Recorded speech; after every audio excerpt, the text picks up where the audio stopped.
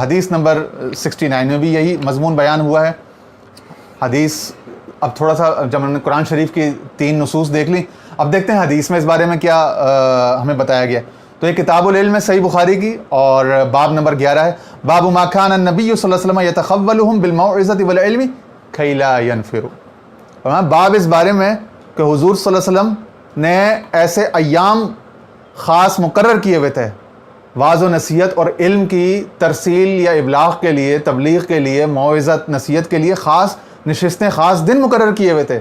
کئی لا ینفروا، کہیں ایسا نہ ہو کہ لوگ جو ہے نا وہ اپنے اوپر بوجھ سمجھنے لگ جائیں اور متنفر ہو جائیں، بیزار ہو جائیں، سخت گرام محسوس کریں. تو حضور علیہ السلام، حالانکہ آقا علیہ الصلوۃ والسلام کے تو لوگ دیوانے تھے، ان کے ارشادات و فرامین اور احکام کو بجا لانے میں تو وہ اتنی جلدی کرتے تھے اور اتنے مشتاق اور اتنے حریص تھے کہ وہ تو حضور علیہ السلام کے وضو کے پانی جو قطرے گرتے ان کو اتنی زمین تک پہنچنے دیتے تھے، ان کو اٹھا کے اپنے منہ پہ مل لیتے تھے. اور آپ جب حجام آپ کی حجامت بنا رہا ہوتا تو وہ آپ کے بال مبارک جو ہیں ان کو نہیں زمین پہ گرنے دیتے تھے، اتنے آپ کے مشتاق تھے. اس کے باوجود حضور علیہ السلام نے ان کی رعایت کی،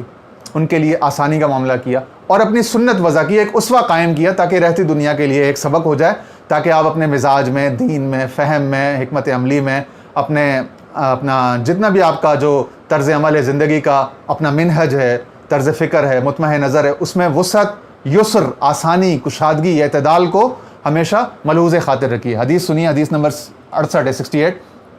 عن ابن مسعود رضی اللہ عنہ قال، یعنی حضرت عبداللہ بن مسعود جو انتہائی مجتہد صحابی، فقیہ، محدث، ان کا یہ کہنا ہے کان النبی صلی اللہ علیہ وسلم یتخولنا، آگے حاشیہ ای یتعاہدنا بالموعظۃ فی الایام، یعنی حضور علیہ السلام نے لوگوں کی واعظ و نصیحت کے لیے خاص ایام مقرر فرما رکھے تھے. کراہت السآمۃ علینا، مبادہ یعنی اس ڈر سے کہ کہیں ایسا نہ ہو کہ ہم لوگ اکتا جائیں، ہم لوگ تھک جائیں. تو ہماری تفنن طبع کو، ہماری کمزوری طبع کو آپ نے ملحوظ خاطر رکھا اور ہمارے لیے. لیکن اصل میں تو حضور سے تو کسی کو خدا نخواستہ سآمت یعنی کہ یہ اپنا ان کے ابلاغ سے، ان کے واعظ و نصیحت سے تو ہونی نہیں تھی. صحابہ تو ان کے عاشق تھے، لیکن مقصد یہ تھا کہ آگے صحابہ، تابعین، تبع تابعین، امت کے مجتہدین، ائمہ، مشائخ، علماء کے لیے ایک نصیحت ہو جائے کہ وہ جب دین کا ابلاغ کریں تو اس میں ان سب چیزوں کی، ان تمام حقوق و آداب کی رعایت رکھیں. آگے حدیث نمبر 69 69 سنیے. عن انس رضی اللہ عنہ قال عن النبی صلی اللہ علیہ وسلم قال یسروا ولا تعسروا وبشروا ولا تنفروا. فرمایا لوگوں آسانی کرو، یسروا چیزوں کو آسان کر کے دکھاؤ، معاملات کو آسان کرو، ولا تعسروا اور معاملات میں، احکام میں، عقائد میں، چیزوں میں آسانی رکھو،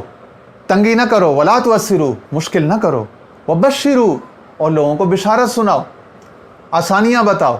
خوشخبریاں بتاؤ، اللہ تعالیٰ کی نعمت، رأفت و رحمت، عظمت، کرامت، بزرگی، کریمی، عفو درگزر، صلح،